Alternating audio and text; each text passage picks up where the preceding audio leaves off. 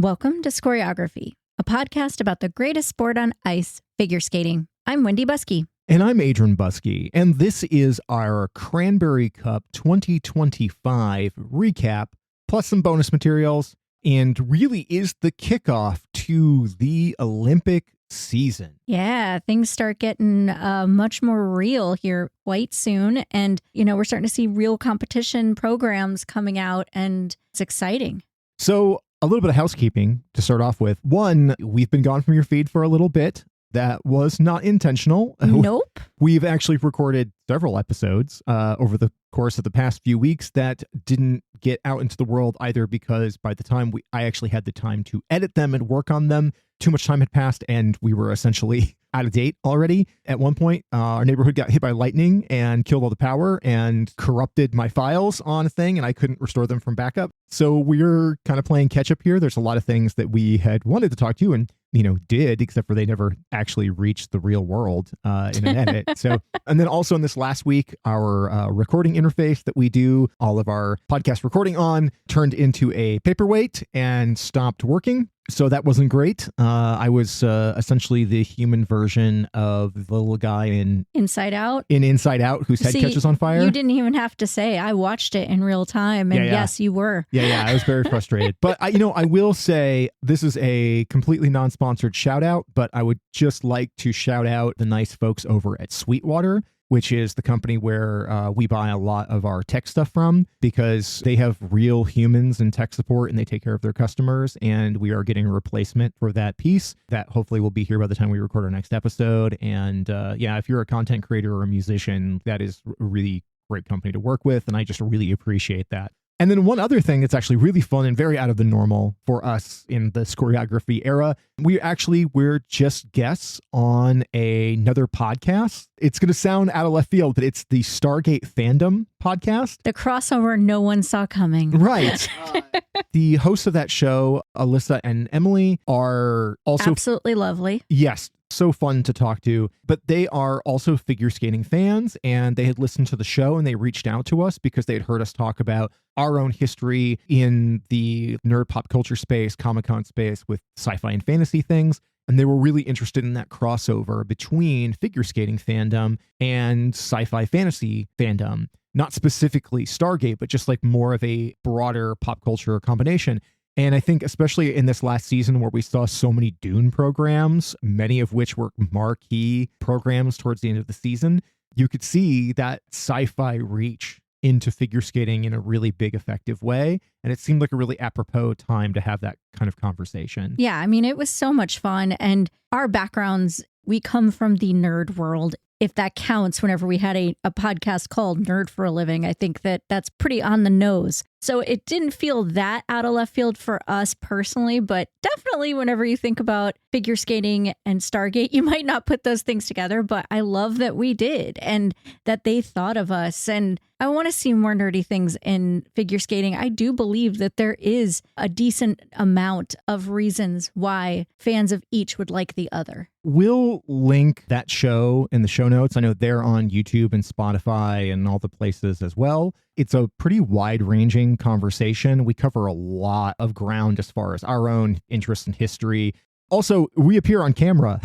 So if you're one of those people who has wondered, like, what do these people look like, behind the mic for this? If you go to their YouTube channel and watch it, you will actually see us as real human beings and not just disembodied voices, if that's of interest to you. But I think it's a really worthwhile conversation.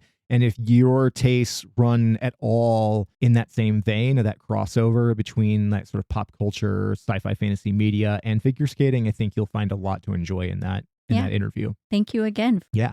But yeah, with that, we should jump into Cranberry Cup, which is part of the Challenger Series and is our first real, kind of major event of the season. Now, there has been the Lake Placid Ice Dance event, which was really enjoyable. I wouldn't say that it was overwhelmingly compelling. Programs are still pretty new, but definitely want to note that Una and Gage Brown there were the winners and looked fantastic. Yeah, they've got some really cool new programs there. We didn't get to see all of that, just what the merciful people on YouTube put up, but Cranberry Cup really does feel like kind of the official beginning. And it was actually streamed, which was really nice. That was amazing. Yeah. And there was a lot of really good people here and some really impressive programs right out the gate. And this was just a singles event. So there was only the men and the women at this event, but there were a number of notable heavy hitters here and some people who kind of outperformed what we would have expected. So let's just dive into the women's and talk about that competition. It was no one's surprise if they looked at the entry list going into Cranberry Cup that the winner ended up being Isabeau Levito from the USA. She looked really strong. Like, I think in particular, I think it's like Bisou short program, definitely very much has vibes of the Audrey Hepburn Breakfast at Tiffany's short program from last year, but is even a little more cheeky and quirky and flirty. I think it suits her absolutely perfectly. And she looked remarkable in that short.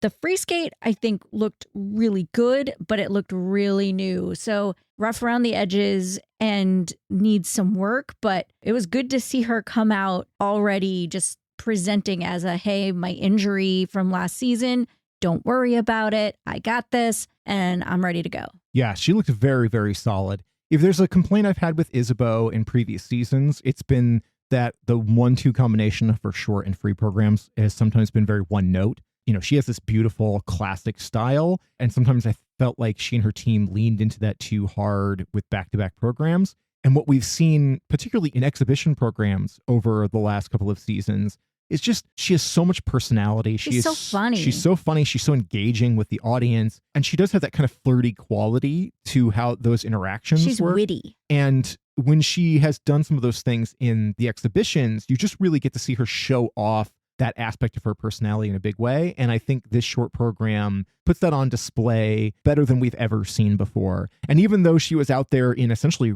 warm-up clothes. Yeah. You know, not even in like a training dress, like shorts and a workout top, but it didn't really matter because of how well she just delivered everything about that program. Now, the free skate, to me, isn't as interesting, but like you said, it's not a refined piece yet. That is clearly still a work in progress. Absolutely. And it's already very solid. And knowing Isabeau, it's only going to get better as the season goes along. But it is definitely at this moment less interesting to me than that short program. And I think that's very telling considering she lost the free skate to the second place finisher of Sofia Samodelkina. I don't think, looking at the people who were entered, that necessarily Sofia was the lock for a second place finish here, but she made her case again for why she needs to be the keep an eye on her, because she could spoil the whole season. And not in a spoil feels like a harsh word, but you know what I mean? Like a dark horse candidate for podiums. Yeah. Like, she's phenomenal. Her short program is so fun and so spot on. I feel like it shows a different aspect of her personality on the ice, but her free skate, magnificent. I was genuinely kind of shocked at how lived in it already looked. So yeah, her winning the free skate and coming in a strong second here, I think we're going to see a lot of her on podiums this season. Looking at the roster going in, I would have definitely expected her in the top 3 here. I think it really was kind of a toss-up between her and Jia Shin for those second, third places, which is where they landed, but who was going to land in which. But ever since Sofia really kind of broke out on the scene last year at university games and then just on through the rest of the season, every time we would see her, she was more and more impressive. And sometimes she felt like she was underscored. She was often in like early groups because she wasn't as seasoned a competitor at that point or didn't have the points to get her in later groups in the short programs. But here, to me, these two programs were easily the best of the entire event. Oh, agreed. Her Sunset Boulevard free skate is a stunner. It's so, so good. And I think these are going to be some of the favorite programs for anyone in the women's division this season. They're just that good. Yeah. And we know that Sofia represents Kazakhstan, but she is training now in Los Angeles with Rafael Artunian. We just saw some posts where she was doing a training camp along with Nikolai Memela and Mihail Selevko, which just looked really fun. It seemed like they were really connecting well. She's got so much power with a ton of grace on top of it, incredible expression, and maybe the steadiest jumper out there alongside maybe like a Sarah Everhart, as far as like everything that we've seen from her has just seemed so consistent in the jumps. And if these programs continue to improve based on how good they already are, Sophia's going to be really dangerous this season. I think so too. In her senior debut, we had Jia Shin from Korea, who is, if you don't follow junior skating, she has been wildly successful in the junior circuit, and everyone has been eagerly awaiting her to move on to seniors. She did do a coaching change like not too long before this competition, so she's no longer at the cricket club with Brian Orser. I believe she went back to a coach in Korea, which, you know, in the Olympic season is definitely risky for sure. But I am sure she had her reasons. But I thought she looked good. I don't know if I would say she looked great. Well, she had some falls. There were some rough edges on the programs. So over the course of her junior career, she would have been like the best skater in women's juniors, except she came up alongside Mao Shimada. Yes. Right. And Mao Shimada is extraordinary. And the two of them were really kind of going back and forth for several seasons. And I think over like the last year and a half, Mao Shimada just really kind of pulled out ahead of her. And in that process, Jia was making changes to her coaching, like you mentioned, and then has done so again. And it did feel like she diminished just a little bit going towards the end of last season. And, you know, if we look at just like the points here, Isabeau, her combined total is 207.61, really strong score. Sofia Samodelkina comes in at 203.15, also very nice. Jia is much further back in that third position with a 179.97, which is no shame in that score. No. And again, this is Cranberry Cup. This is early in the season. We're still, you know, getting our feet underneath us, right? And she did have some falls and some places where things didn't look as great, but she is a terrific skater. I mean, she's gorgeous. Has incredible line, wonderful poise, so much expression, great musicality. Yes, but now when you see her alongside some of those senior competitors, you can see that juniorness. You know, even as polished and strong as she has been over the course of that junior career, you are now in the major leagues. You are in the senior division, and those senior women, when you're alongside Isabeau Levito and Sofia Samodelkina and Sonja Hilmer, like, you're going to see that difference, right? That difference in maturity. And so I think Jia has a little bit of ground to gain in that regard, but she is such a terrific talent that, given the right training setup and a little time to kind of come into her own, I think she's going to be really, really dangerous. 100%. But as you just mentioned, Sonja Hilmer was also at this competition, came in fourth, and had my favorite program of the entire competition, men or women. Her short program, I don't have the words for how much I love her short program. Her short program to take 5 with its kind of Pan-Amish costume styling and costume that she made because Sonja Hilmer is like a quadruple threat. She coaches, she skates, she does her own costumes, and probably something else that I'm not even aware of. She's an astonishing talent. That program that has tap elements in it, it's in 5/4 time. So, you know, this isn't like a standard 4/4, 4 on the floor beat kind of thing. This is a more complicated rhythm. It's music that you would recognize from Chalk and Bates's program in the free dance last year, but a different edit. An edit that specifically includes the sound of her own skates. So they did an audio recording of her skates doing the tap sequences so that could be inserted into the audio.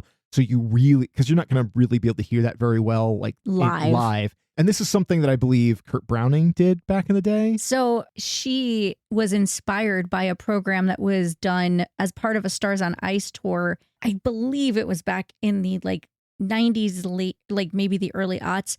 And it was Kurt Browning, Paul Wiley, and Scott Hamilton, where they skated to the sounds of their blades. And it was a brilliant thing that I still remember seeing live and being like astonished by, because, you know, they were such incredible footwork craftsmen. And she, inspired by that, brought that element into this program, recorded the sounds of her blades, and then choreographed a footwork sequence to match it. So it is tap dancing on ice in the most spectacular musical fashion I have maybe ever seen. It is so good. And it was beat for beat perfect. I mean, perfectly matched to the music and the timing. Sonja also is notable for being an ambi-turner. So, Yeah. She can go into a spin and then transition into the other and change direction, which you just don't see people do. And she does it flawlessly in that program. I believe she can also jump in two different directions. She did that in the free skate. Yeah. She does a combination where she does a double sow in the opposite direction at the end of it. Yeah, crazy. Just crazy. Absolutely insane. But yeah, of everything that I've seen so far across the board, from every preview that we've seen of every skater, this is the program that I most enjoy so far. And granted, there's a lot we haven't seen yet.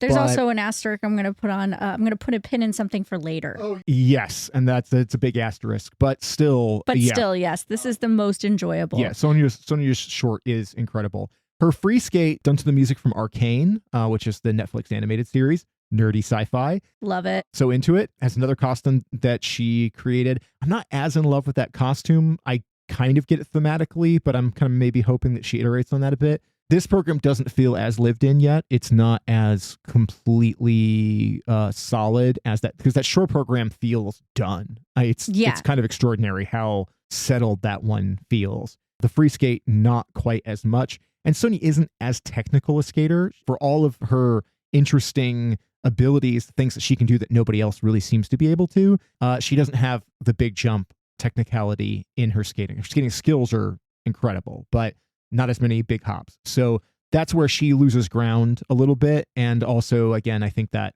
free skate was a little looser.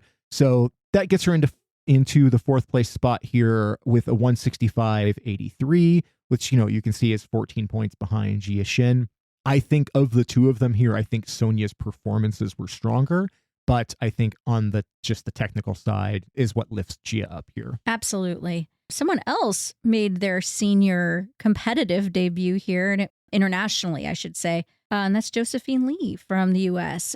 She's been doing senior competition on the U.S. side, just nationally, but on the international scene, this is her first outing, and I think a fifth place finish is a pretty nice way to start. Joey has been a national medalist in seniors before, while she was still competing in juniors. She gets talked about sometimes as that skater who seems to show up really well at U.S. nationals, but is kind of middling in other areas. She struggled in other international showings. The quality of her skating is really obvious, but when we saw her at a lot of those junior international competitions, it just didn't come together in the same way. So I'm hoping that now going into senior competition, and I'm not sure if she's splitting time or if she's... No, this is her first full senior season. Okay. Yeah. My hope is that this will elevate her to her full potential, which I think is really high. Here, I think the programs were really solid. I think they looked good.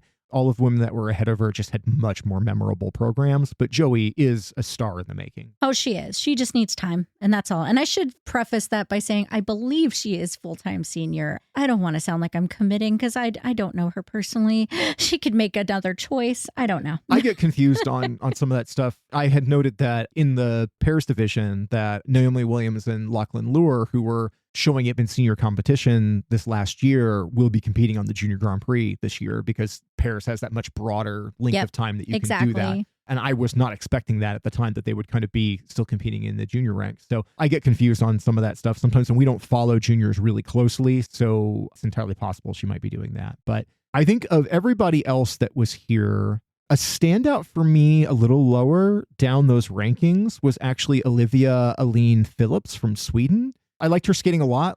It still looks pretty junior and looks like she's just sort of reaching this level in a significant way. And she was in there with a 147.05, so she's pretty far back in the pack. However, she made the jump from 11th place to 7th on a really strong free skate that I enjoyed a lot. So I was hyped about that. And we saw a less than great performance from Min-Chae Kim that we were hoping for a little bit better, but it just looked like she was really struggling to keep her feet underneath her. And also, it was just really great to see a lot of skaters representing Mexico here. Yeah. And Donovan Carrillo is in the men's competition, which doesn't hurt anything. But I think there were at least 3 women in the women's, in the women's division. And that is awesome to see. I think Donovan's impact has just been so significant with regard to the Mexican representation in figure skating. And I love to see it. So yeah, really hyped for that. Yes. But now I want to move on to the men because I would not have predicted what I am about to say, which is the winner was Roman Sadovsky. How happy am I about this? Roman Sadovsky's first senior international gold medal. Yes. And his first international gold medal since he had gotten on a podium in juniors. Roman is a terrific skater. We talk about all the time that he's a frustrating skater because Roman has all the goods. He has terrific artistry, amazing expression. He's so musical, but so often his jumps just fold like a lawn chair and it'll feel like he just hasn't committed to it. He also just tends to have rotten luck. So many of his seasons have been affected by all these weird things that have happened that have really taken him down. It's worth noting in here that he wins this competition with a 2:43.23. I don't care. He won. Yes. Oh, no, I'm not taking anything away from him. I'm just saying as we get further into the season, right, a 2:43.23 is not going to be hyper competitive against the strongest guys out there. But for him, it's great. Oh my gosh. I loved his short, but his short was not perfect. He was in 5th. These are brand new programs. The short program, I believe, was a Chris Stapleton program. It has a really good vibe. It suits his style really well. His free skate, however, phenomenal. I don't remember the last time I watched Roman land everything. Like it was one of those magical, like by the end of it, I was genuinely misty. Like I had some tears in my eyes. The music edit was incredible. The way he presented it was incredible. I'm so happy for you, Romsky. It suits him so well. I like that you shouted out the music edit because I think it's really strong. The flow of that program really matches his energy in a big way. I kind of felt when he got done that he was surprised that it went as well as it did. It seemed like he really locked in and got it done. And he went from 5th after the short program to 1st with a first place free skate and was really strong. I hope that this is the Roman Sadovsky that we see through the rest of the season because, we're going into an Olympic year where Canada only has one spot for the men. And you have another one of the Canadian guys here in this competition with Steven Gogolev. And Gogolev doesn't have the artistry that Roman does, but he tends to have more consistent jumps. And, that could be a really important factor in all of this. Not to discount Wesley Chu, who was not here, but is always a possibility as well. So I think that both the Canadian men's and women's divisions are going to be really tough competitions this year. We don't really have those women to talk about here, but like a lot online has already been made about the return of Gabby Daleman and how hard she's going in hunting for that Olympic spot that should make Maddie Skis kind of nervous. And the fact that like Sarah Maud Dupuis is apparently practicing a triple axel and is really trying to get her hat in the ring as well. So I expect things to heat up in Canada this year, and I'm looking forward to it. Thank goodness. It's overdue. Yes, but terrific showing from Roman. Super excited for him here. But also a really nice second place showing from Alexander Selevko from Estonia. If I'm being honest, and I wanted to say all those wonderful things about Roman first, considering the program Selevko had, to be honest, I'm a little surprised he didn't win because I thought he was in both programs combined a little teeny bit higher in his technical content. I don't think he has the flow or the like artistry of Roman specifically, or like Roman's spins are really strong most of the time.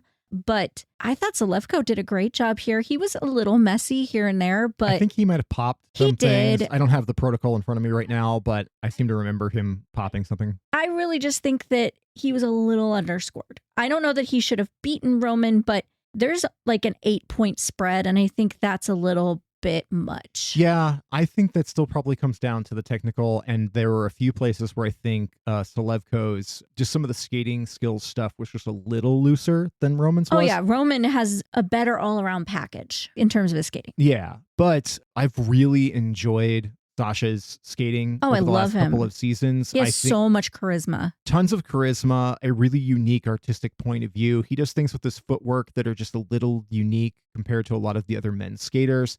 He's sporting blonde hair now, which I think suits him really well. His short program is to Prince, and it works perfectly on him. Yes, it's really, really strong. last season, he underperformed a little bit over what we were expecting after having a really great breakout at the European Championships the year before. So I'm hoping that he comes in here strong. I think especially when you look at Estonia riding high on the European Championships victory from Nina Petrokina last year, there's going to be a lot of, I don't want to say pressure necessarily, although I'm sure that's there, but like a lot of momentum there for both Nina, but also for both of the Selevko brothers to really represent the country well and help push them forward. I believe Alexander is actually training in Boston. He's in now. Boston, yeah. Yeah. So this was kind of home court with his girlfriend, Emily Chan, the American pair skater. And they're so stinking they're cute. super, super cute. If you haven't seen their stuff on Instagram. We don't usually talk about like relationshipy stuff, but they're adorable. They're so cute. Yeah. They've been together since last summer when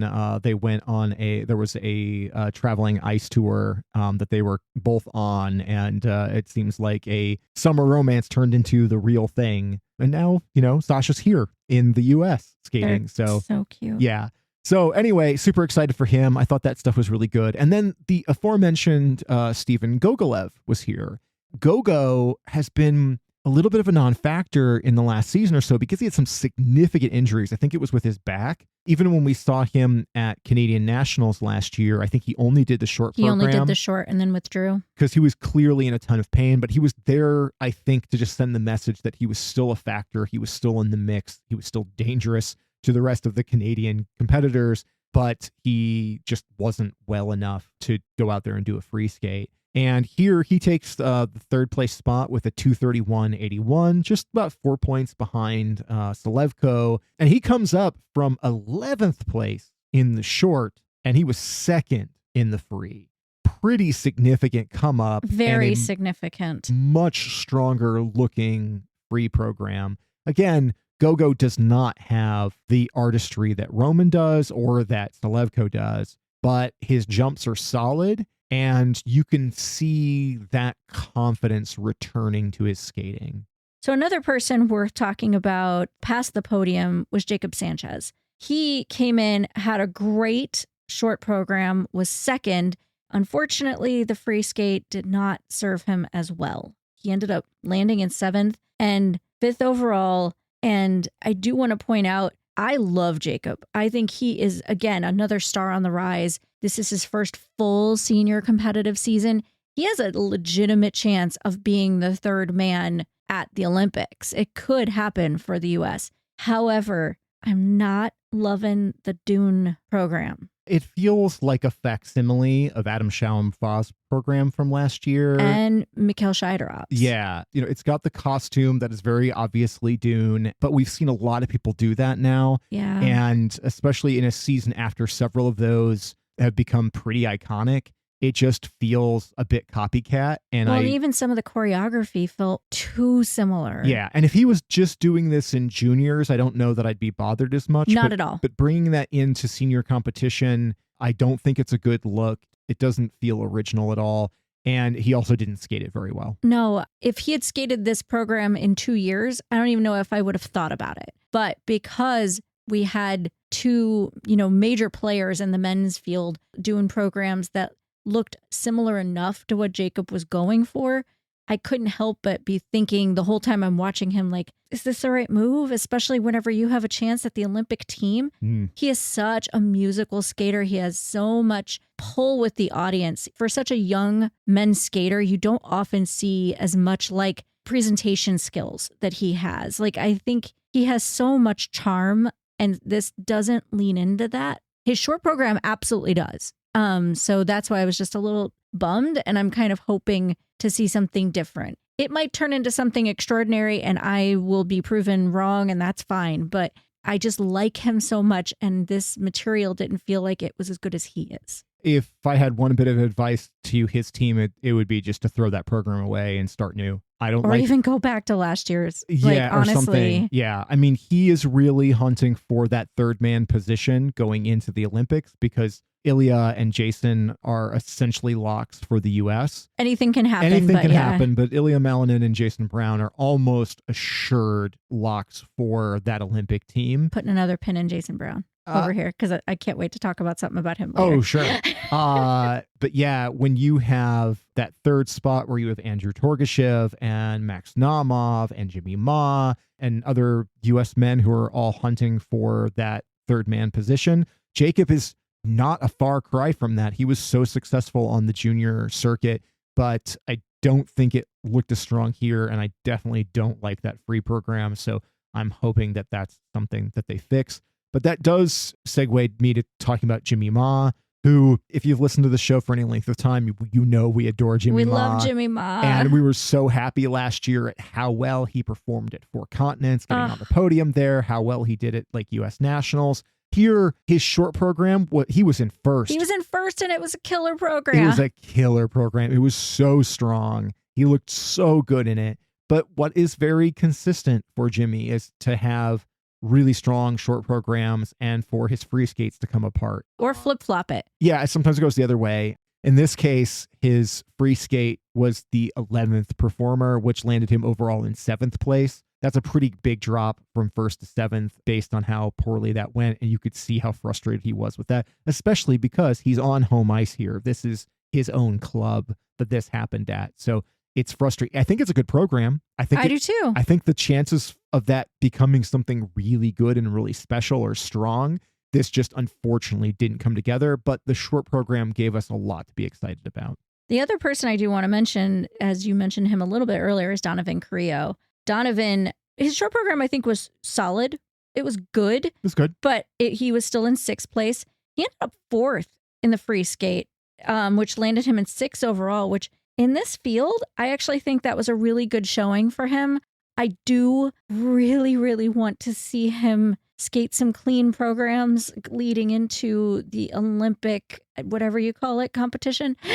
Oh, the qualifier event in September. Yes. Yeah, because that's going to be really important for him because he did not qualify it at Worlds. No, and so watching him here, I gave me a bit of hope because he looked good. He looked like he's been training a lot. Like you could feel he's conditioned more than some of the other skaters. So he knows what he has to do, that his Olympics, frankly, is that qualifier event in order so he can have an Olympic berth. I mean, honestly, that's the most important event for probably the entire season. 100% it is. 100%. It's just to try to get in there and lock that position. And I think that, it's going to be a fight, and Donovan really has to lock that down because I would love to see him at the Olympics again.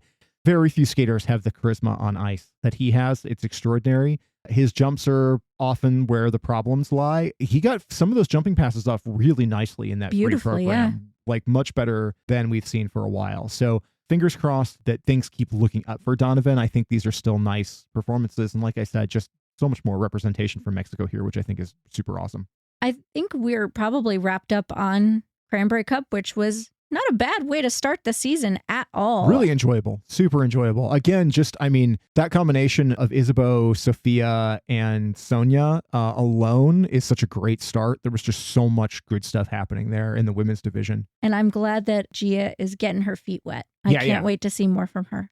This past week, and we have not seen this yet, so I don't have a lot to share, was the Summer Sizzler event in the U.S., which is the culmination of what they call Champs Camp for the U.S. figure skating team. And as I understand it, every skater that has a Grand Prix that they are assigned to right now gets to go. Yeah, to either Champs for Camp. senior or juniors, they get pulled into it, yeah. And they go for a week this time it was in Boston at the Skating Club of Boston, and basically got to show a lot of the material they're working on to top U.S. judges to get feedback and guidance on how they should progress, evolve, or in some cases even like ditch the programs they have. I believe it was Christina Carrera and Anthony Pomerenko skated their new free dance for the U.S. judges, and they were like, nah, brah, like throw that away and start over. So, and they basically had to, from scratch, produce a new free dance, which apparently was much better received, but like, that's rough. So hard. Getting for the judges for them to tell you that like that ain't it. But I guess better now than later. Much better now. Yeah. But all of that week of guidance and meetings and a lot of media that will lead up to the Olympics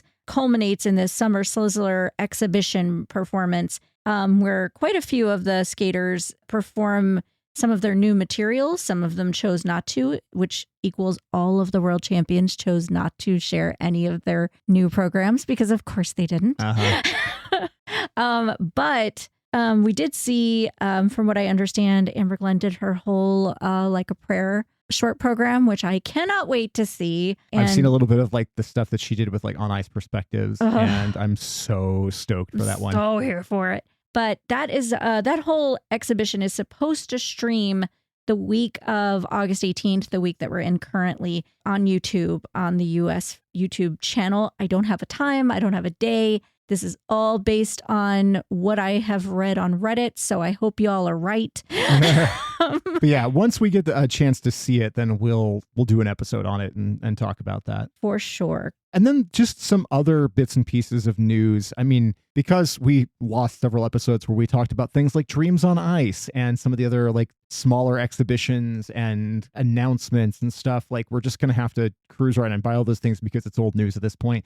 But there's some cool stuff, like, to nobody's surprise, in the 90s themed rhythm dance, the Disco Brits, Fear and Gibson are doing Spice Girls. Yes, that one is definitely worth noting simply because it was like, obviously. Yeah, it was a given. This is what you were going to do. Here's where I tell you that when the Spice Girls first appeared in, what was that, 1996 or early 1997, in my freshman year of college. Your guess is as good as mine. I owned the cassette singles. Oh boy. For all of those major singles they released off of that first record. Of course, Wannabe being the big breakout track, what everybody associates with them. Say You'll Be There, which I think is the best song off that record. I'm giving you everything.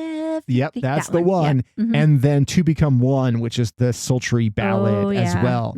So I'm hoping we're going to see all three of those songs blended together there. Of all of them, Wannabe is my least favorite of them, but it's going to be the most instantly recognizable. But it's the most iconic, yeah. It makes perfect sense for Fear and Gibson to do that as their program, and it's what everybody would have wanted. Yes, of course.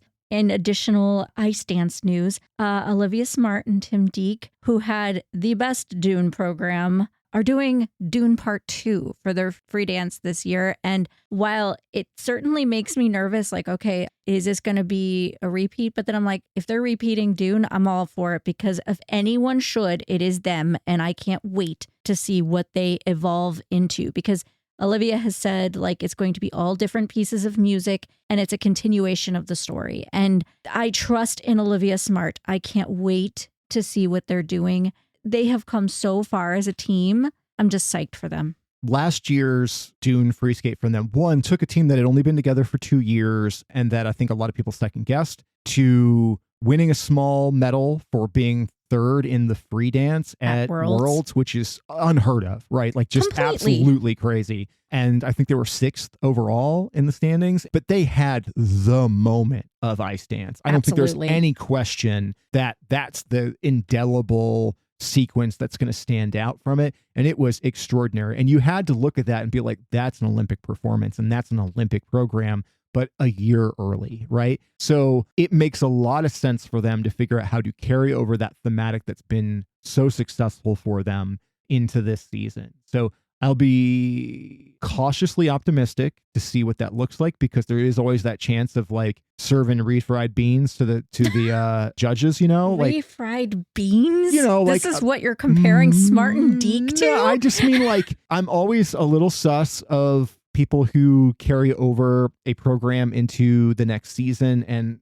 for instance, in pairs, when we saw teams like Hawk and Kunkel or Conti and Machi carry over programs from one season to the next that just lost steam as they went along and got kind of dull and over time just diminished interest in what they were doing. You want to see something new every year.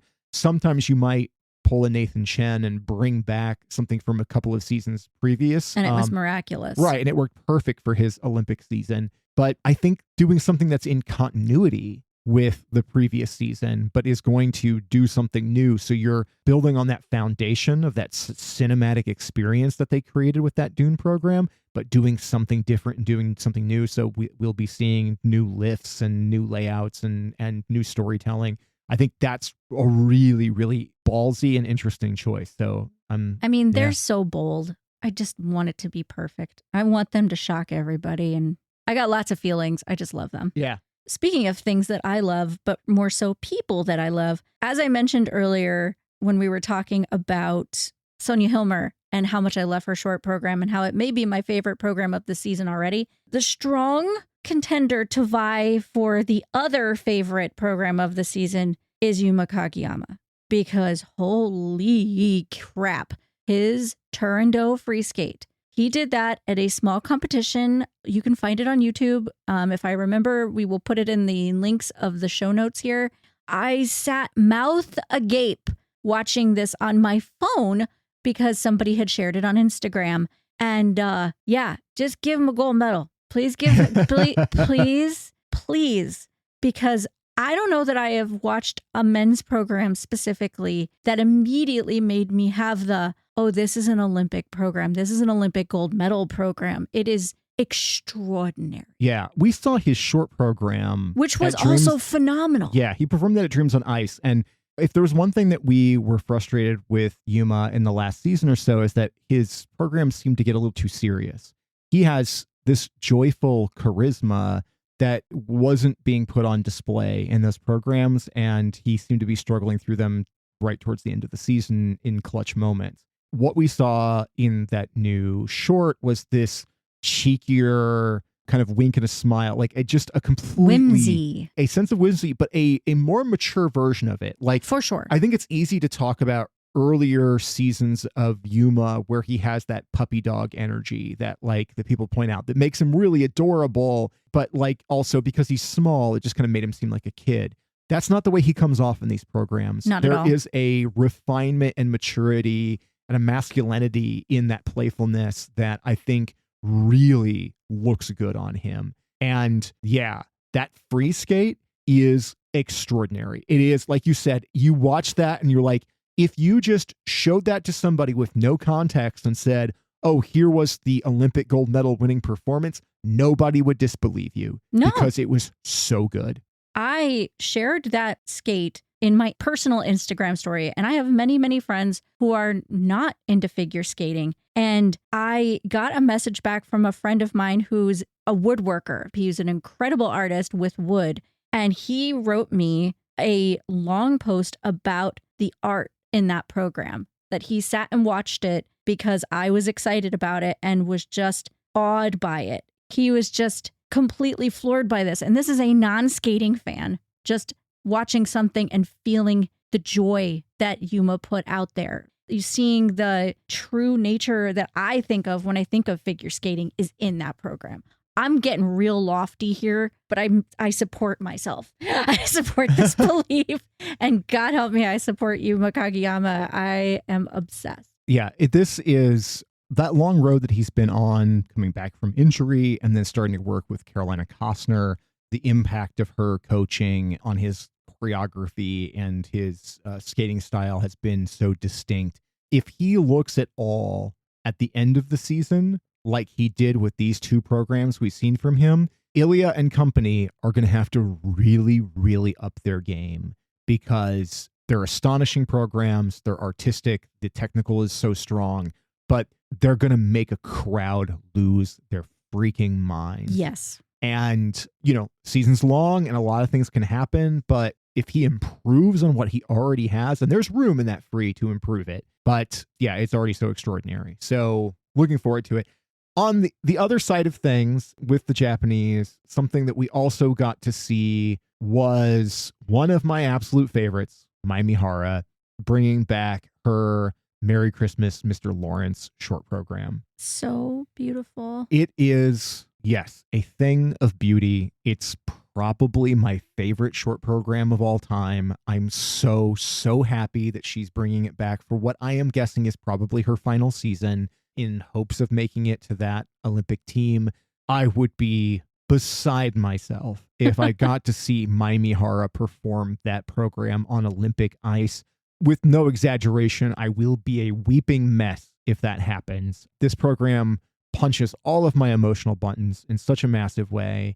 I think that while the last couple of seasons, Maya struggled with challenges with injury, and I think last year just kind of didn't have a whole lot of a season at all, she's lyrical, she's graceful, and the Japanese women's division is just full of talent, and it's going to be a hard-fought journey to see who makes that Olympic team. But I'm a huge fan of all of them, but I got to have one pick for it, it's Mai Mihara. I mean, my dream team would be Kaori, Wakaba, and Mai, but I can't imagine no Moni on that team. So I don't know. I don't know what's going to happen, but there's 5 to 7 other incredible women that I just thought They're all so of. good. They're all so good. Yeah. And I would be happy to see them all there. So, oh my gosh, I don't want to think about that right now. It's still far away. Yeah. But the last thing I want to mention, and I saw this today and I squealed like a 10-year-old, is that for his short program, Jason Brown, as a gift to all of us, is doing Riverdance. I am so excited.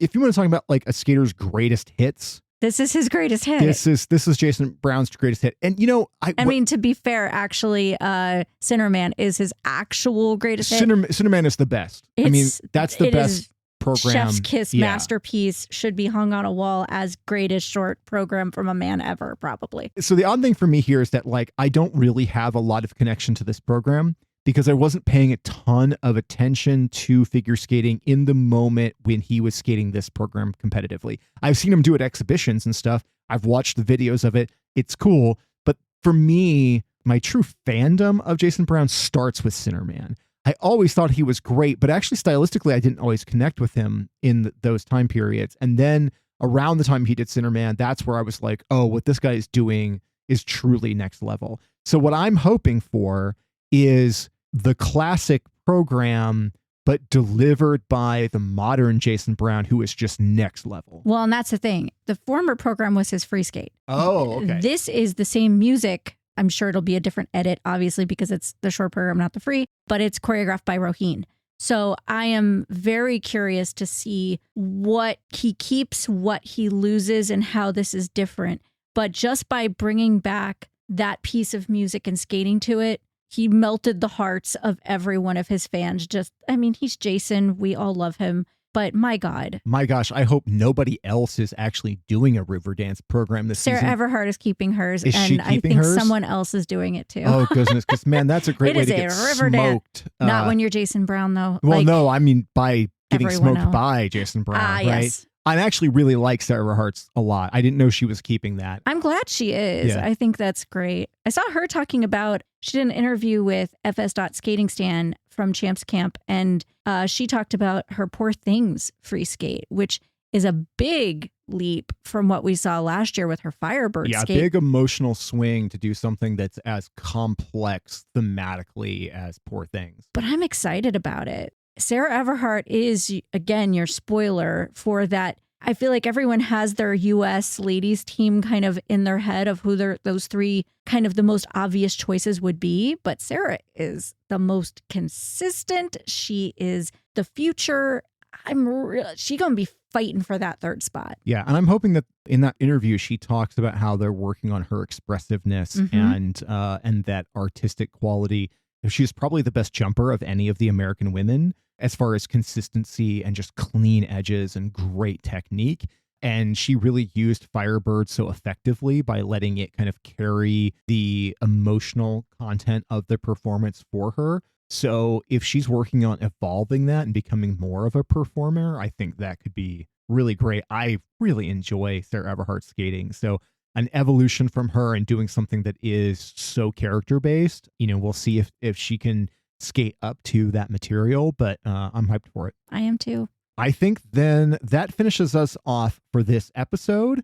I appreciate you guys sticking with us after we've been away for a little while. We still have some things from the summer that we want to get to you. We definitely have an upcoming video that is that weekend that we spent with the synchro training camp. That's still on its way. NASC, yes. Man, this has been a complicated and difficult and brutally hot summer here. Like, I can't even express to you like how rough it has been just to exist on a daily basis when the real feel here in Illinois has been 110 degrees every single day. And I walk outside and my blood boils. Just the look of the ice and an ice rink just seems so comforting. Just, yes, take me to the cold right now. I want it so bad. Well, the next time you hear from us, hopefully we will be talking about the Summer Sizzler when we finally get to watch that and all of the program debuts that we see there. Yeah, and hopefully we'll be back on our proper recording equipment. We're on sort of a makeshift old school thing. So if the audio quality on this one sounds not like what we normally sound like. That's why, because this is not our normal setup. It's been tech issue summer. Oh my God. Everything failed in a week. I can't, there's such a laundry list. It was even so the annoying. car, everything. Yes, everything. Yes. So yeah, look forward to that. And for Choreography, I'm Adrian Buskey. And I'm Wendy Buskey. We will talk to you next time. Bye.